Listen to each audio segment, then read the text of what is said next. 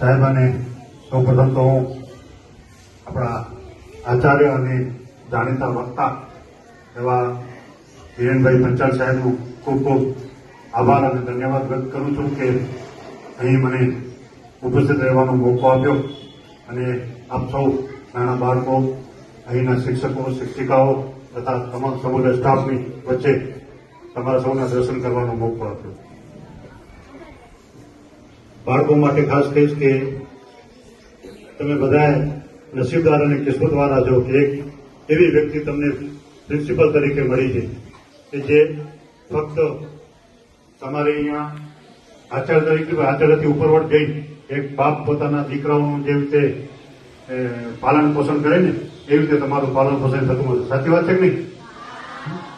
અને એવા જ એમના સામાજિક સત્કાર્યો ફક્ત સ્કૂલમાં નહીં, કારણ કે ઘણા બધી એવી સ્કૂલો છે કે જ્યાં આપણે જોઈએ કે શિક્ષક અથવા તો શિક્ષિકાઓ પોતે આવે, ટાઈમ પૂરો થાય એટલે ઘરે જાય પછી પોતાના કામમાં વ્યસ્ત હોય, પણ અને પોતે જાણીતા કથાકાર છે, વક્તા છે, કથાનું આયોજન પણ પોતે કરે અને કથા શેના માટે? ક્યારેક ગૌના ચારા માટે હોય, વિદ્યાર્થી હોય એની મદદ માટે થઈ અને પોતે કથા કરે.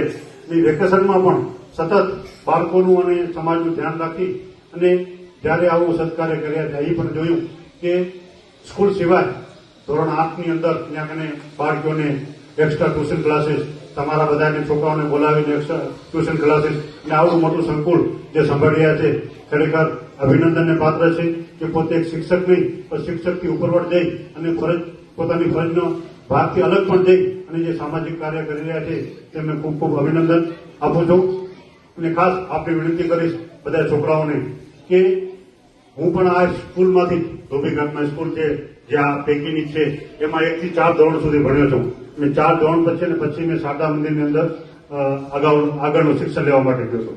એટલે કહેવાનો મતલબ એ કે તમારી વચ્ચે જ રહ્યો છું. 30 વર્ષ મેં મારી જિંદગીના સુંદરપુરીમાં જ કાઢ્યા છે. અહીંયા જ રહેતો હતો. એના પછી મેં સુંદરપુરથી બારેજી અને સુંદરપુરની બાજુમાં જ મેં મકાન લીધું. મારા ફાધર આ વિસ્તારમાંથી લગભગ 25 વર્ષ સુધી કાઉન્સિલર હતા. હું પણ કાઉન્સિલર હતો અહીંયા અને મારો ભાઈ પણ અહીંયા કાઉન્સિલર રહી ચૂક્યો છે. આ વિસ્તારે અમને ઘણું બધું આપ્યું છે. આપ સૌ જયારે આ વિસ્તારમાંથી અહીં ભણવા ત્યારે આપ સૌને વિનંતી કરીશ કે લગન અને એકદમ લાગણીથી ભણજો અને તમે તમારા સમાજનું અને તમારી સ્કૂલનું નામ રોશન કરો એ આપ સૌને હું શુભેચ્છા આપું છું.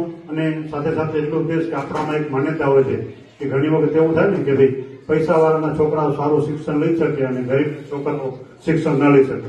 પણ હું તમને કહું કે માલિક જયારે છોકરાને જન્મ આપે છે ને ત્યારે જે પૈસાવાળાના છોકરાને આપે છે એ જ ગરીબના છોકરાને પણ આપે છે. ત્યાં કોઈ લાગવગશાહી નથી આવતી. માલિક જે તમને ટેલેન્ટ દાખલો આપું કે આપણા દેશના એક મહાન રાષ્ટ્રપતિ એપીજે અબ્દુલ કલામ એમને એક આવી અંદર રામેશ્વર ગામની અંદર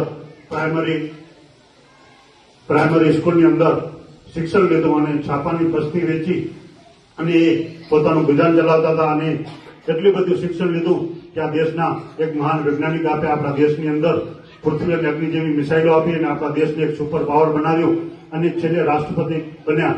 આજે દુનિયામાં નથી પણ આપણે એમની સાથેથી પ્રેરણા લઈ અહીં બેઠેલા તમામ છોકરાઓ એમ ના સમજે કે અમે ગરીબ પરિવારમાંથી આવીએ છીએ કે અમે આ વિસ્તારમાં રહીએ છીએ, પણ ભણવાની અને મહેનત અને લગન હશે તો તમે પણ એક દિવસ આ દેશના સર્વોચ્ચ પદ ઉપર પહોંચી શકશો.